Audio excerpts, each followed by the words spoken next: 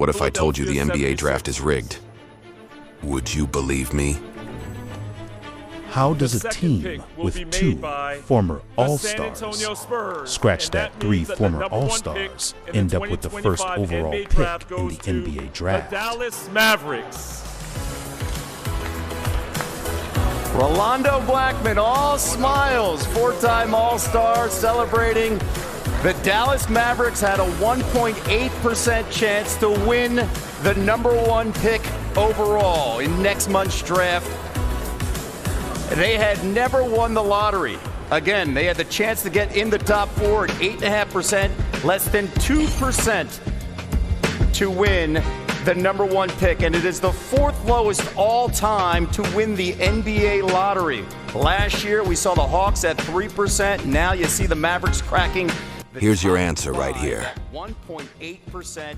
Nico Harrison foolishly traded one of the NBA's biggest stars to one of the NBA's biggest organizations in the LA Lakers. Was it a foolish mistake, or was he doing the NBA a favor?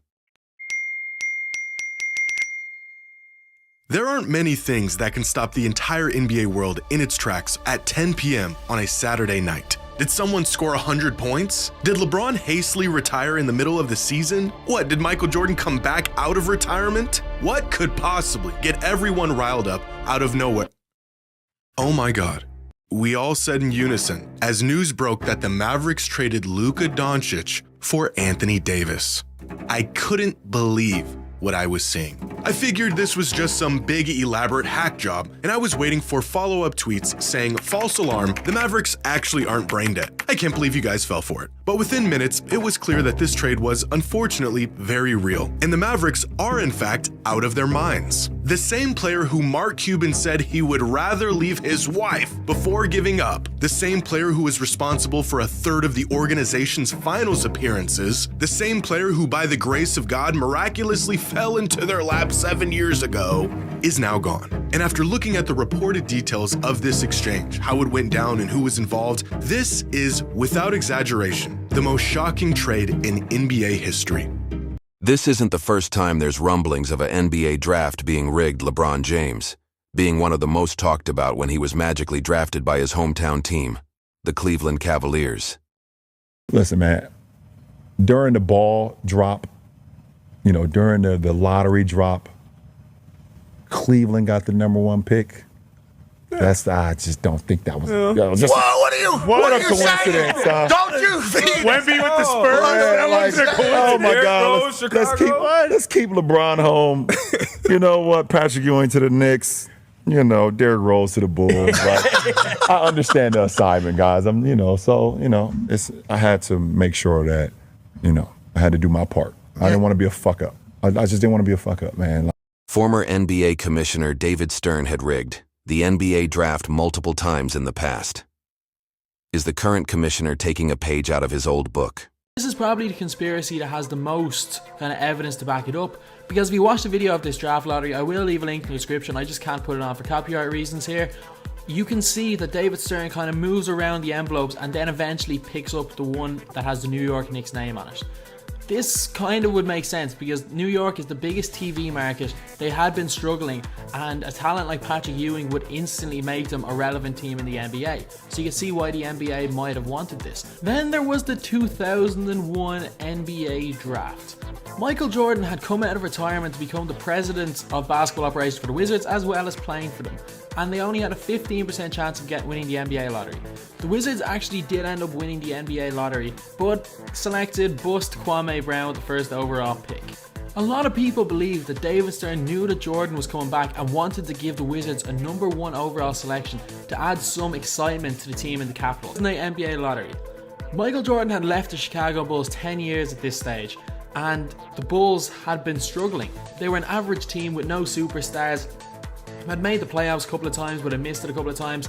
They weren't anything spectacular, but there were 2 superstar talents according to a lot of people in the 2008 NBA draft: Michael Beasley and Derrick Rose. Obviously Beasley was a bust, but Derrick Rose till he tore his ACL wasn't.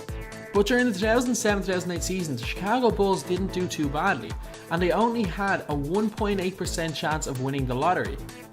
But as it happened, a star, Derrick Rose, who was from Chicago, was available, and Chicago Bulls, who are a massive, massive franchise in the NBA, just happened to look out, get the number 1 pick, and take the local guy who ended up being really good. The fact that there was a hometown player available in the 2008 draft and the Bulls with a 1.8% chance of winning the lottery ended up with the top pick, that's a little bit suspicious. Next we have got the Cleveland Cavaliers. And I'm not just talking about one draft here, I'm talking about 4 drafts with Cleveland Cavaliers. Where was he from? He was from Akron, Ohio, 40 miles away from the Cleveland Cavaliers Stadium. But with what happened next, people believed that this was just all part of a bigger plan. Obviously they picked Anthony Bennett, who was an absolute bust, but still, they got the number 1 overall pick.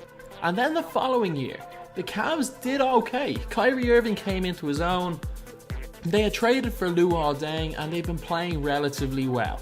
Philadelphia 76ers, who tanked that year, that was the start of the process, ended up getting the 3rd pick. And the Cavs, with LeBron's free agency impending, got the number 1 overall pick, where they selected future superstar Andrew Wiggins.